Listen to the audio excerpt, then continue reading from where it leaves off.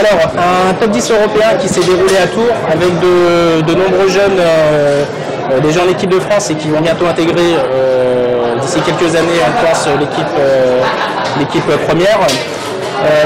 On va regarder une infographie, enfin plutôt des podiums. C'est parti. Donc un premier podium avec Alexandre Cassin en deuxième et troisième Jenna Kouzou. Alexandre Cassin qui a vraiment mal démarré la compétition mais qui s'est bien repris pour aller chipper la deuxième place on va dire au dernier match en faisant un sans faute. Et Jenna Kouzou troisième mais un petit peu fatigué par le rythme de ces compétitions. On va aller voir le deuxième podium avec les féminines et notamment Pauline Chasselin qui a vraiment perfé deuxième. Encore une fois, elle prouve cette année, elle est au plus haut niveau. Carole, tu peux nous dire justement, nous raconter un peu le parcours de Pauline qui vraiment cette année déploie ses ailes. Je ne connais pas forcément très bien son parcours, mais de ce que j'ai fait et vu avec elle, elle a eu un moment où elle a été blessée, elle a dû s'arrêter un mois je crois.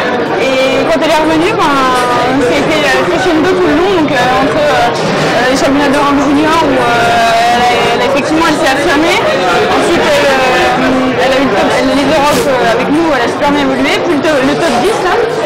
On sent qu'elle a clairement franchi un palier, alors que c'était pas évident dans le groupe parce que elles ont quand même un groupe de cadettes juniors là, la génération qui se suit, qui est quand même très dense. Faut pas oublier qu'elle doit sortir son épingle du jeu entre Marie Migaud, Drézari, Flora Pfeffer et j'en passe. Donc ouais, c'est bien, maintenant il faut que les autres suivent derrière et il faut que surtout elle continue sa progression, mais c'est vraiment en bonne voie. Une question, je vais m'adresser à Patrick. Pourquoi les Français sont vraiment très bons en catégorie jeune? Donc c'est un grand débat, mais on va essayer justement de schématiser un peu ce problème français, si on peut l'appeler comme ça. Donc en jeune, en cadet, en junior, on a concrètement fait partie des meilleures nations, si ce n'est la meilleure nation. Et arrivé en senior, on a un petit problème pour passer ce cap. Est-ce que tu pourrais nous donner des explications oui, par ce phénomène? Je pense qu'au niveau de la détection, c'est vrai que la fédération française est très performante. Maintenant, c'est vrai qu'on a commencé à avoir des résultats avec les Quentin Robineau, les Simon Gauzy. Donc maintenant, ces joueurs-là ne sont pas non plus très vieux. Donc il faut attendre un petit peu, comme le disait Chris tout à l'heure, il faut attendre quelques temps pour que quand on voit un Simon, même un Stéphane Wesch qui en junior était un petit peu moins bien, mais voilà, ce sont des joueurs qui sont très très jeunes. Et Tristan Flore, donc voilà, ce sont des joueurs qui ont entre 18 et 21 ans, 20 ans même, Simon vient d'avoir 20 ans la semaine dernière. Donc voilà, quand on dit que les joueurs n'arrivent pas à passer ce palier, c'est peut-être un peu vrai, mais c'est aussi parce que les jeunes qui ont été bons en junior ne sont pas vieux, donc il faudra peut-être attendre quelques temps maintenant pour voir si c'est vrai que la France a un problème quand on passe de junior à senior. À quel âge est la maturité d'un pongiste professionnel? Il y a un âge particulier, un palier on a tendance à dire 27 ans, entre 25 et 30 ans, normalement si on est plus ou moins en avance et précoce, voilà, c'est entre 25 et 30 ans qu'on a notre maturité, 25, 27 ans, 28 ans. Par exemple pour toi Chris, à quel âge tu as senti que tu avais la maturité pour vraiment prendre l'emprise sur tes matchs Je ne sais pas si on peut parler de maturité. Schlager a été champion du monde à 31 ans, personne ne l'attendait. Charoff est mature, mûr, vachement plus jeune, Maz aussi. Je pense que c'est aussi vachement une question d'envie. Là, quand on parlait de Pauline, moi je la côtoie à l'entraînement un peu tous les jours, ça se voit qu'elle a vraiment envie d'y arriver. Il ne faut pas oublier qu'il y a, moi ça fait 25 ans que je suis à l'INSEP, un peu comme Pat. Nous on a bloqué une voire deux générations puisqu'on était tout le temps sur des compètes, on était très forts et les autres ne pouvaient pas vraiment jouer et s'exprimer derrière. Il n'y avait jamais une place des fois à prendre, mais pas plus. Donc c'est vrai qu'il y a quelques joueurs qui ont été peut-être pas sacrifiés mais qui ont eu du mal à tirer leur épingle du jeu. Et après on en a vu passer des joueurs. Il y a eu des bons, il y a eu des talentueux, mais il n'y a pas toujours eu des mecs qui avaient vraiment envie. Et là aujourd'hui cette génération, quand je vois Simon s'entraîner, je sais l'importance qu'il met, Dédé encore plus, c'est un de ceux qui s'entraîne le mieux, même ses partenaires de Sartre qui l'ont dit, on s'est joué en Coupe d'Europe, ils m'ont dit franchement c'est incroyable comment il est à la salle. Je pense qu'ils vont y arriver, mais comme dit Pat, il faut laisser le temps. Enfin voilà, Schlager 31 ans, nous c'est arrivé qu'on dise à des joueurs de 23 24 ans, vous êtes trop vieux, il y a la génération d'après, parce que le problème en France c'est que tous les jeunes sont bons. Donc à 24 ans, si tu n'es pas encore très fort, on te dit il y a un jeune qui va prendre ta place. Abdel aujourd'hui, c'est un bon joueur et il est fabuleux, il peut encore y arriver, il n'y a pas de souci. Il a répondu présent quand on a fait appel à lui. Il répond souvent présent quand on a fait. Carole, chez les féminines, c'est un peu le même fonctionnement où il y a vraiment un âge où on se dit on n'arrivera plus à progresser, où on n'atteindra pas vraiment les sommets. Non, je pense qu'il n'y a pas de limite. Il y a tellement de contre-exemples ou d'exemples qui font et qui montrent qu'on peut y arriver à tout âge en fonction du système de jeu, en fonction de notre historique, en fonction de quand on a commencé, qui on a rencontré sur notre chemin. Je pense qu'il y a un petit peu d'étapes, c'est-à-dire, moi je sais que j'ai percé vite. Il y a une année où j'ai énormément percé, où je prends mon exemple. Je pense aussi que c'est parce que tu es jeune, tu ne poses pas trop de questions, tu joues les meilleurs, donc tu les joues à fond, elles te prennent un peu à la légère. Toutes les pertes que j'ai fait à ce moment-là, la fois suivante, j'ai joué les filles, c'était plus la même, hein. Elles savaient que j'étais capable de les battre, donc tout de suite, elles m'ont remise à mon niveau, quoi. Et là, depuis 3 ans, on va dire, je découvre autre chose dans mon tennis de table, et je pense que c'est le cas de beaucoup de joueuses. On voit, il y a eu Ruta, la lituanienne Barkowskienė, qui a été championne d'Europe. Elle revenait de grossesse, elle avait accouché un an auparavant, et je ne sais pas quel âge elle avait, mais pour moi, on peut être c'est peut-être plus large l'échelle chez les filles, pour les européennes, entre 25 et 40 ans, et même il y a encore des chinoises naturalisées de 50 ans qui sont encore dans les 70 meilleures mondiales, quoi. D'accord. Moi j'aimerais bien avoir l'avis de tout le monde en fait là-dessus, même un regard extérieur. Stéphane, moi je pense que quand on voit les Chinois, notamment Frank Zhendong, là qui est dans les 3 mondiaux, quoi. Il a 17 ans, 18 ans, je ne sais pas exactement. Donc c'est difficile de donner vraiment. Nous on raisonne en tant que Français, Européens, mais après voilà, je pense que c'est difficile de donner vraiment un âge pour une petite carrière. Voilà, je pense qu'effectivement pour nous 20 ans c'est encore jeune. Maintenant, voilà, chez les Asiatiques, on les voit, même comme Kiliwa, il a quand même percé assez jeune. Voilà, donc je pense que c'est très personnel en fait. Ça dépend vraiment du parcours des joueurs, mais rien n'empêche. A priori, rien n'empêche à un jeune d'arriver à des super performances à 18 ou 20 ans. Thomas? Ouais, moi je rejoins un peu aussi ce que disait Carole. Je pense que ça doit être aussi lié un petit peu au parcours de chaque jeune. On s'aperçoit que voilà, Simon, Tristan, Stéphane maintenant, ils arrivent peut-être, voilà, il y a un moment donné, il y a bien de confiance, il y a des titres qui peuvent faire qu'on se sent bien, etc. On l'a vu Stéphane, depuis qu'il a réussi à acquérir ce titre, il a eu cette phase où justement il monte, il a eu sa chance et il a réussi à répondre présent aussi. Voilà. Donc je pense que c'est lié un petit peu au parcours. Il y a une question d'adversité. Je pense que c'est vrai, ce qui se passe, c'est que voilà, il y a une petite pseudo-domination asiatique qui fait que, voilà, mais à l'heure d'aujourd'hui, les Français en moins de 21, il y a quand même, je trouve, une richesse française où ils ont toujours su finir vainqueurs ou dans toujours les 3 premiers. Donc voilà, je pense qu'il faut laisser le temps que ça mûrisse un petit peu, mais je trouve que le niveau voilà, français déjà aujourd'hui, je le trouve relativement fort, je le trouve vraiment bien pour l'avenir, je trouve ça parfait. D'accord. Merci pour ce débat très intéressant. Je voulais revenir sur un sujet. Donc là, on va changer complètement de dimension. Je voulais revenir justement par rapport au colloque à Tours, au top 10 européen. Donc la FED a organisé également un colloque sur le haut niveau. Et il y a eu quelques déclarations de la part de Anne Roy, et notamment de Jean-Claude Becret dans un article publié sur l'équipe magazine. Donc je ne sais pas si en régie on pourrait regarder les déclarations de Anne Roy. Voilà, donc là c'était la première photo, c'est le direct, je vous l'avais dit, il y a toujours quelques couacs. Donc c'est l'infographie juste avant. Et je voulais revenir avec vous, voilà, donc voilà l'affiche de l'équipe magazine. Donc un article, il faut dire les mots que j'ai trouvé à charge, d'ailleurs je me suis expliqué sur le site internet, où il y avait des choses quand même justes sur le contenu au quotidien des joueurs, mais il y a eu quand même des attaques, je pense, assez violentes sur les joueurs, et qui je pense sont injustifiées. Notamment sous-entendre que les joueurs ne s'entraînent pas assez et sont limite des feignants. Pour connaître quelques joueurs, et là je me mets sous ton autorité Patrick, parce que dire que les joueurs ne s'entraînent pas, ça voudrait dire que tu les fais aussi très mal travailler. Alors je pense que les joueurs ils sont investis à 400%, Et c'est faux de dire qu'ils ne s'entraînent pas assez. Alors peut-être ils ont certains aspects sur lesquels ils doivent progresser, notamment le physique, et depuis Alroy a mis en place aussi une stratégie pour améliorer le physique, mais dire que les joueurs français ne s'entraînent pas assez et sont limite défaillants, j'ai trouvé ça un peu difficile. Et je voulais revenir avec toi Patrick, si tu veux bien parler un peu de tout ça.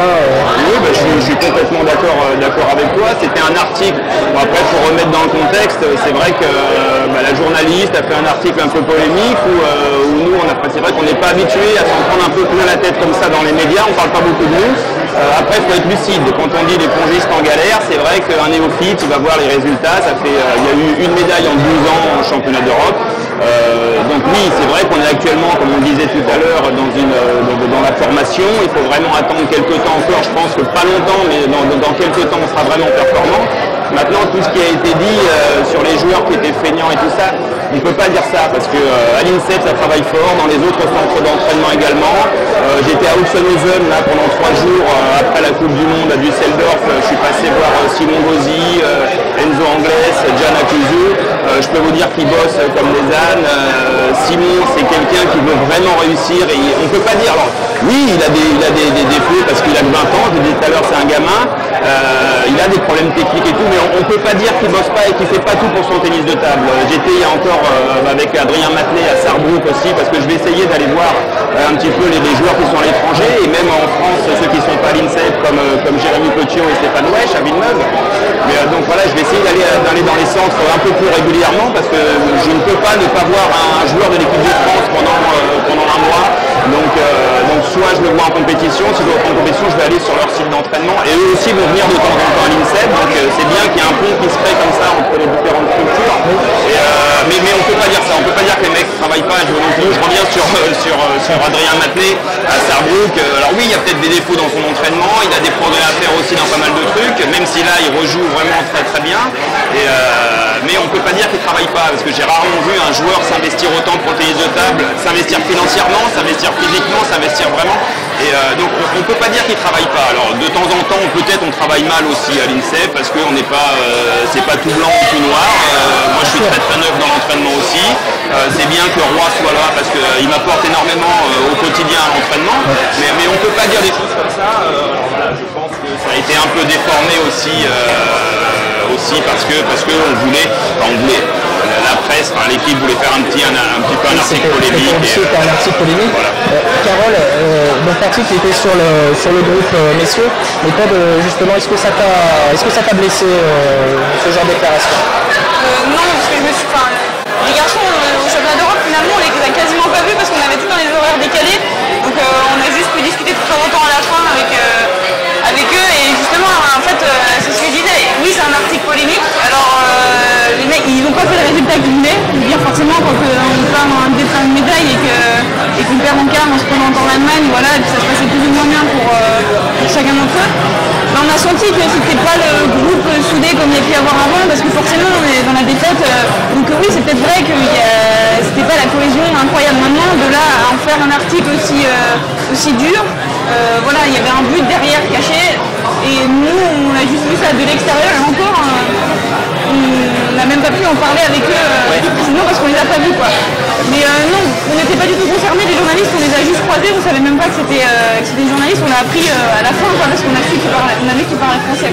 Thomas, je te vois réagir. Non, parce que moi j'ai l'occasion de venir avec les juniors, les filles, pour jouer un petit peu avec elles, et c'est vrai qu'en fait ce qui ressort comme ça dans l'article qui est publié, c'est qu'on va prendre le moment concret de la défaite, etc. Et on parle à un moment, l'ambiance, équipe de France, etc. Moi je jouais avec l'INSEP, comme Patrick le disait, je trouve qu'il y a une super bonne ambiance, ça travaille énormément, et je trouve ça dommage justement de piocher un résultat comme ça, et de se dire après, voilà, ça se passe pas bien, mauvaise ambiance, etc. Je trouve ça un petit peu dommage, alors que c'est totalement faux.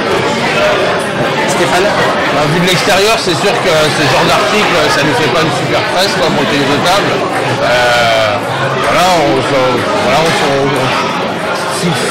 focaliser simplement sur... Mais ça fait quand même parler du ping. Ça fait quand même parler du ping. C'est quand même dans l'équipe magazine, c'est un média important. C'est sûr que ça fait parler du ping, mais c'est un petit peu dommage d'avoir cette image où on a l'impression, les phrases qui ressortent en gros, c'est les Français, ils font des balles hautes, etc. Donc c'est un peu le manque de rigueur. Voilà, c'est ce qui est un petit peu... Voilà, sur cette phrase de Valois, il explique que les Français ils s'entraînent en faisant des balles hautes. Non, c'est pas, je pense pas. Le problème, c'est que Roy, je pense qu'il savait même pas qu'il y avait quelqu'un qui venait faire une interview, qui va aller faire un article comme ça. Il parle bien le français, mais c'est vrai on peut un peu confondre de ses idées et tout ça. Mais, moi, je voudrais revenir sur un truc, sur la bonne ambiance dans le groupe. Il y a une bonne ambiance dans le groupe quand l'équipe gagne. J'aime pas faire les vieux cons, mais quand nous, notre génération, on a été aussi potes avec Philou, Damien, Chris et moi, parce qu'on a gagné. Je sais pas, maintenant on est encore très amis, mais est-ce qu'on aurait été aussi potes si on n'avait pas eu cette carrière? Voilà, je pense que l'amitié vraiment naît dans la victoire. Et c'est vrai qu'actuellement les mecs s'entendent bien quand ils s'entendent vraiment bien, même s'il y a un petit décalage de génération, mais bien sûr que c'est pas des super potes, même si Adrien Matelet, Kader et Manu étaient témoins Kader était témoin de Levès au mariage, donc c'est vraiment ils s'entendent très très bien. Maintenant c'est vrai que je pense que c'est la victoire qui fera que les mecs il y aura une... C'est la victoire qui cimentera l'équipe. Je pense que c'est ça, oui. Christophe, t'avais... J'ai plein de choses à dire. Déjà une anecdote, quand on a gagné avec Levallois, donc avec Philou, Patrick et moi la Coupe d'Europe des clubs champions à l'époque contre Charleroi, on a gagné en 95, l'année d'après on a rejoué la même finale en 96, et on a fait les mêmes échauffements et tout, avec des ballots où on faisait les cons 2 fois pendant 5 minutes, voilà. Et l'année où on a gagné, on nous a rien dit, et l'année où on a perdu en finale, on nous a fait des rapports en disant ouais mais on avait l'impression que vous étiez un peu moins et tout, alors qu'on s'entraînait de la même façon. Et c'est vrai qu'on retient ça. Après, moi je vois tous les joueurs en train de... Je le vois des fois qu'il gueule sur les joueurs ou il dit quelque chose aux joueurs en disant faut se rapprocher, et je pense qu'il a l'image du ping chinois. Avec les Chinois, il a l'image du ping chinois où les mecs ils jouent 3 séances par jour, ils jouent beaucoup, ils ont 40 jours de stage, juste qu'on ne peut pas mettre en place avec le championnat et tout. Et puisque c'était la question du départ, les paroles de Roy peuvent paraître choquantes comme ça sorties du contexte, mais quand il est tous les jours en entraînement derrière les joueurs, moi ça me choque pas. D'accord. Ça c'est en gros. Par contre, ce qui m'a plus choqué à limite, c'est les paroles de Jean-Claude Decrès. J'allais lire de l'équipe de France qui t'enchaîne dessus, qui est en fait dans la salle mais qui ne regarde pas forcément les séances et qui se permet, alors il a peut-être le droit en tant que directeur de l'équipe de France, mais qui se permet de dire ça des joueurs. Là j'ai trouvé ça plus vache. Après, j'espère que... Est-ce qu'on a la photographie, excuse-moi vas-y, est-ce qu'on a la photographie de Jean-Claude Decrès complètement qui déclare que les joueurs n'arrivent pas à faire l'effort, ne savent pas se remettre en question? Donc là c'est l'infographie de Vanois. On regarde les Français, ils rigolent, ils font des balles hautes, ils n'aiment pas se faire mal. Ça c'est Jean-Claude, ils n'aiment pas se faire mal. Donc voilà, donc ça c'est la déclaration de Jean-Claude Decrès, donc responsable du haut niveau de la Fédé. On peut faire 10-15 championnats comme ça, on n'y arrivera pas. Les joueurs sont incapables de réagir quand ça va mal. Nous avons de grosses lacunes psychologiques et techniques, et à force de composer, on ne peut rien faire de bien. C'est dur, c'est dur. Oui, c'est dur, mais encore une fois, si ils leur répétaient au quotidien aux joueurs, je pourrais comprendre qu'ils le sortent là à l'équipe mag.